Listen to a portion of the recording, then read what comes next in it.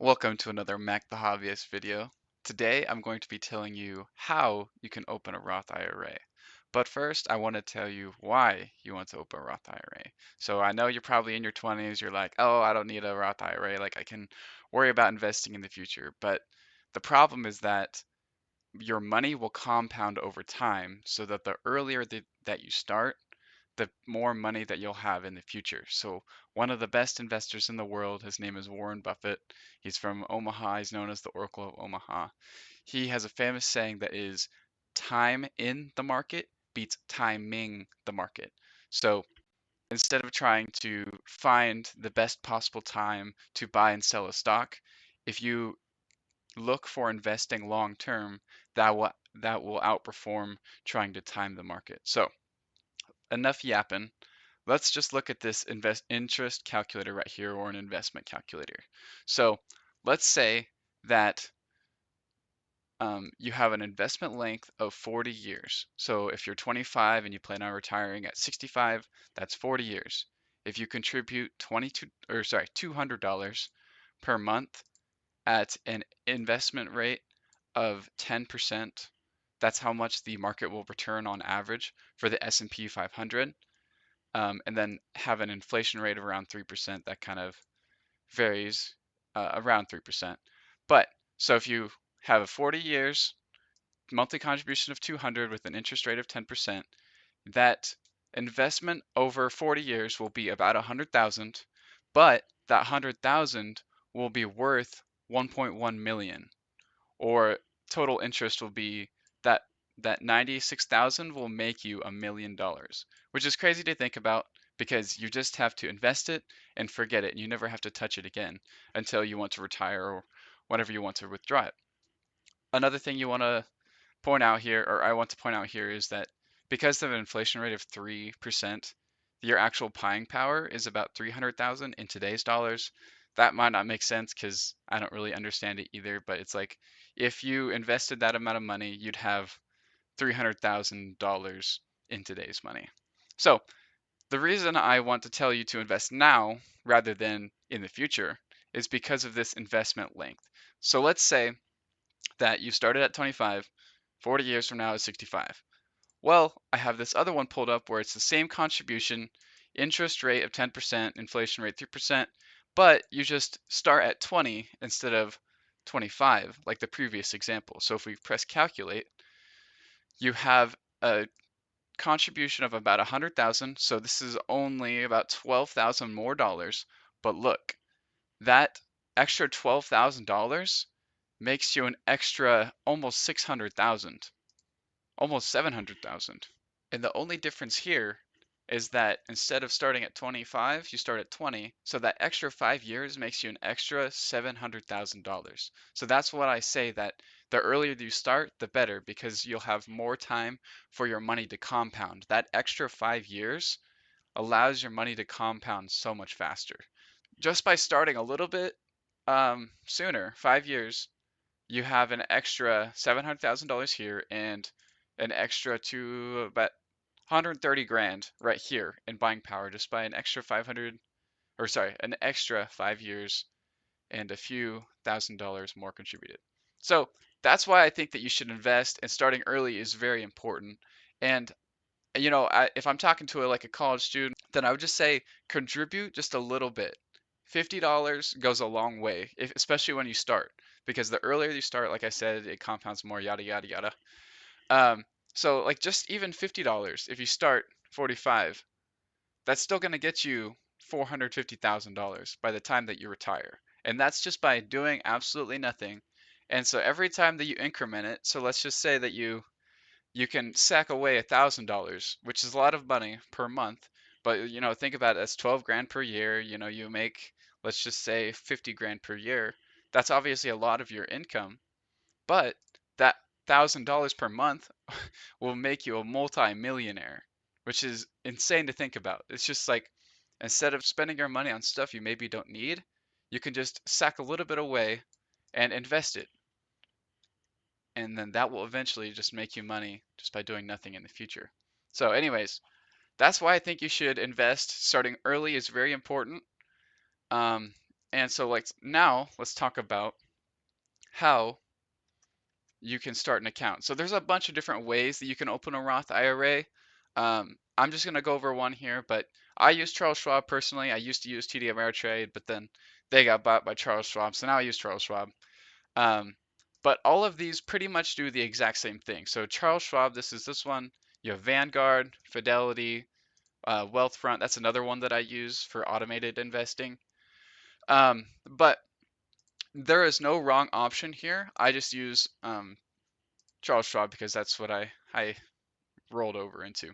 So you can open an account. You have an individual brokerage, which is money that you put in is after tax, and all the money that you take out of it is also taxed. So you have to pay capital gains on whatever money that you make in this one.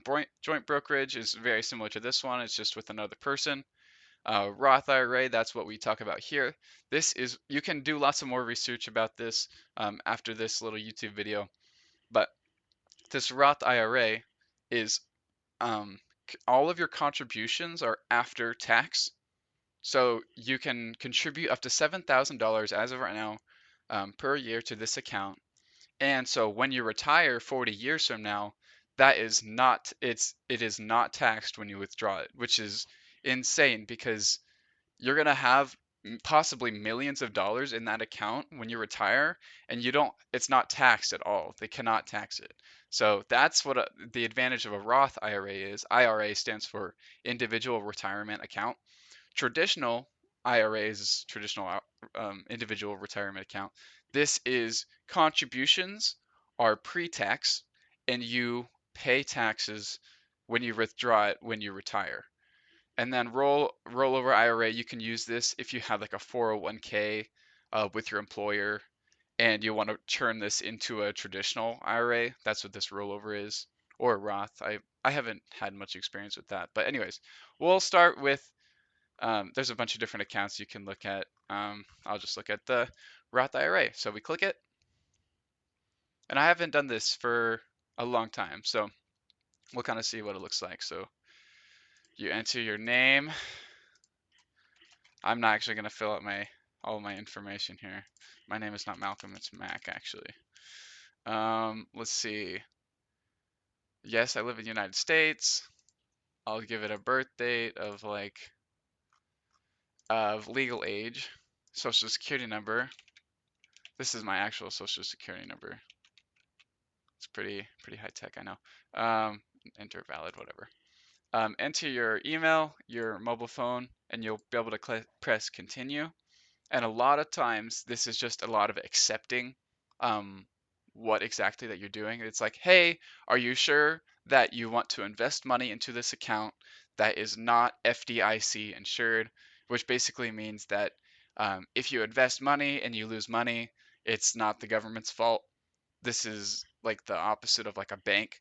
A bank is FDIC insured, so that if your bank ever like forecloses, or you know, basically, if you need your money, then it's insured by the US government. That's what FDIC means. So you just have to accept that, hey, I know I'm taking a risk in opening this account. You'd be like, okay. And then after you go through that, you might need to do some proof of identity, which is just like they might ask for your social security number, maybe your driver license number. I doubt that, but they just have to basically prove that it's you. And I think it's good because you don't want someone to open up an account in your name and um, maybe lose you money. You will enter most likely your bank account information. This can be a savings account, checking account, whatever you have the funds to invest with. And so what you'll do is you'll connect that. Maybe you don't have to wait a few days because they have to verify your bank account. So this could be possibly a multi-day process, but these steps only take about 5 minutes each. So it's really not that much time. It's just kind of time consuming in the in a few day process. But after you add your funds, you'll be able to, for example, add $100 to your Roth IRA account. So that would be great if you added your money and then it was automatically invested, but this is not the case, unfortunately. So once you have money in your account, you have to actually invest it. Okay, so now that you have your funds into your account, you can navigate to the Charles Schwab. This is under trade and then stocks and ETFs right here. So here we have my IRA account and we can enter a symbol. So a symbol is basically just like a stock or an ETF. You can do more research about the difference here. But stock is basically like one company. So for example, like Toyota, General Motors, Ford, I don't know why I think I'm cars, Nvidia, Facebook, stuff like that, or I guess Meta. Um, and an ETF is an exchange traded fund, which is basically like a group of companies. So generally they are lower risk and lower return, and stock is higher risk, higher return. I'm going to invest for my Roth IRA. I'm going to invest in only mutual funds or index funds. These are what are called passively managed funds. The most important part is just investing and not thinking about it too much, like investing and sort of forgetting for it.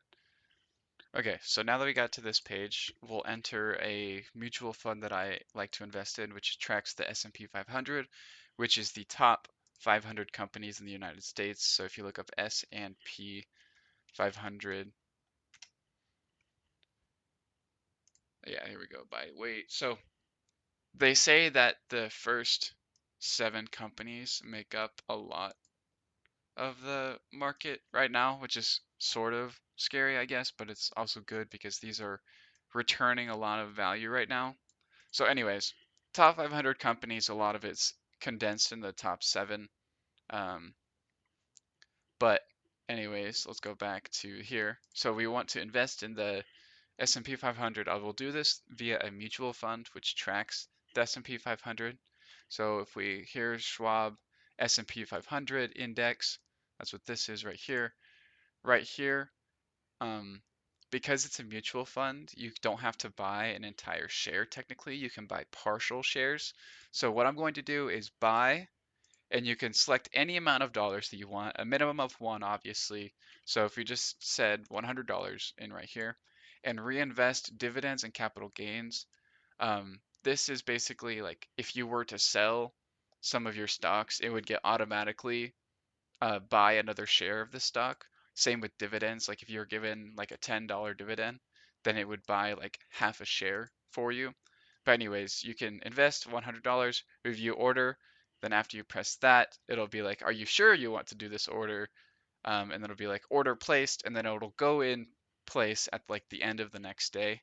But anyways, you can do lots of research about the different um, types of equities. Stocks, mutual funds are probably your best bet. Stocks, ETFs, and mutual funds.